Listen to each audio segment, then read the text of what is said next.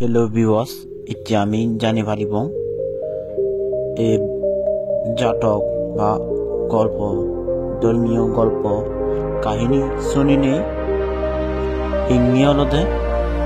সর্বজয়ী ইকু ব্যক্তি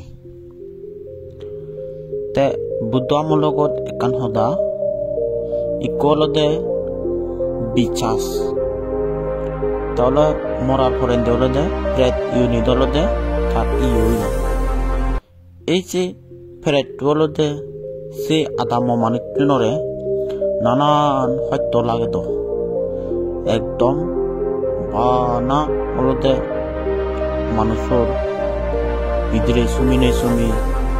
বলতে সেই প্রেত বা ফাংসু বিশ্বাস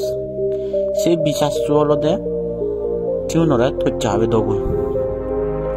তে এক সময়কালীন ভগবান বুদ্ধ এই জেতবন বিহারত থাকতে সেই হুকু মানুষ সেই মানুষজনে ভগবান বুদ্ধ মজঙত জেনে দিয়ে হতন দিয়ে হে ভগবান আমার আদামত ইকু ফিসাস অলদে ঠাই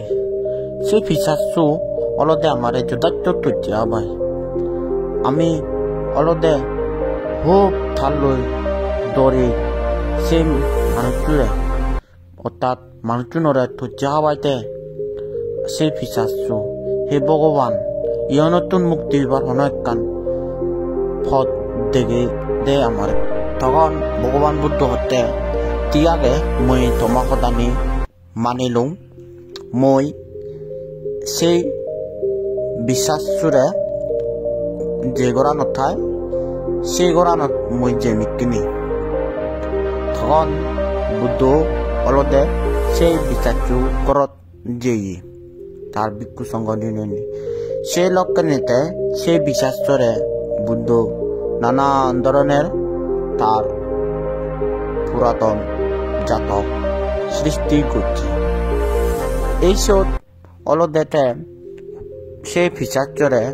নানান ধর্মীয় সম্বন্ধে সদা হদুচি আর অলতে বুদ্ধর আগর জন্মর যে অর্থাৎ তার যে 549 জন্ম গ্রহণ করছি ভগবান বুদ্ধ সেই 549 জন্মর সদা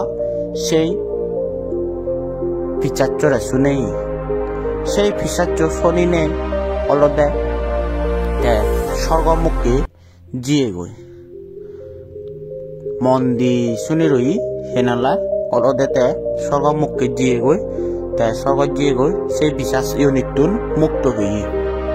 তাহলে ফেলো বিওয়াস ইয়ানই দেখা যাচ্ছে আমি যদি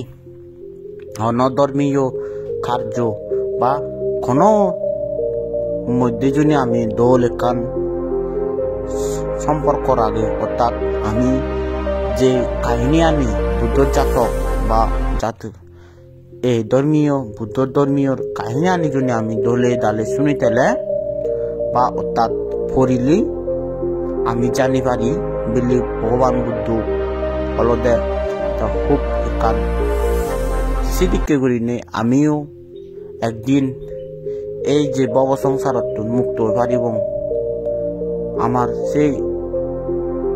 ইয়ে গাড়িটো মুক্ত হয়ে পারিব